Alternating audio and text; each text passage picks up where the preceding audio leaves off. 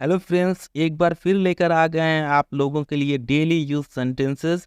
ऐसे सेंटेंसेस जिसे हमें और आपको अपनी डे टू डे लाइफ में रोज़ाना यूज़ करना होता है और जिसे सीखकर हम अपनी इंग्लिश कम्युनिकेशन स्किल को और ज़्यादा इम्प्रूव और डेवलप कर सकते हैं। तो इस वीडियो में हम सीखेंगे कि इस तरह के सेंटेंसेस को हम इंग्लिश में कैसे फ्रेम करते हैं और किस स्ट्रक्चर का यूज़ करते हैं। तो वीडियो को अच्छी तरह समझने के लिए वीडियो को पूरा देखें, बिल्कुल भी स्किप ना करें। तो आइए देखते हैं सेंटेंसेस। जहाँ तक उसका सवाल है मैं उसे मना लूँगा। जहाँ तक मेरा सवाल है मैं समझौता नहीं करूँगा। या जहाँ तक उनका सवाल है उन्हें कोई बचा नहीं सकता। या जहाँ तक मेरे माँ बाप का सवाल है वे कभी गलत नहीं हो सकते। या फिर जहाँ तक तुम्हारा सवाल है तुम धोखेबाज हो। आइए देखते हैं इसका structure.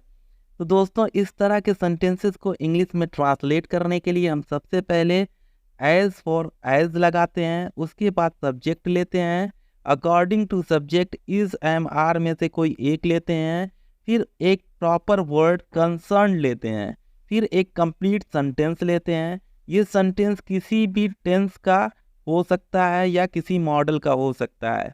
Let's have some more examples ताकि इसे और अच्छी तरह हम समझ सकें। जहाँ तक मेरा सवाल है मैं समझौता नहीं करूँगा। As far as I am concern I will not compromise. Compromise means समझौता करना। जहाँ तक उसका सवाल है उसे मैं मना लूँगा। As far as he is concern I will convince him. Convince means समझाना।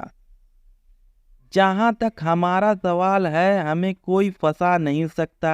As far as we are concern no one can trap us. Trap मतलब होता है धोखा देना या फंसाना।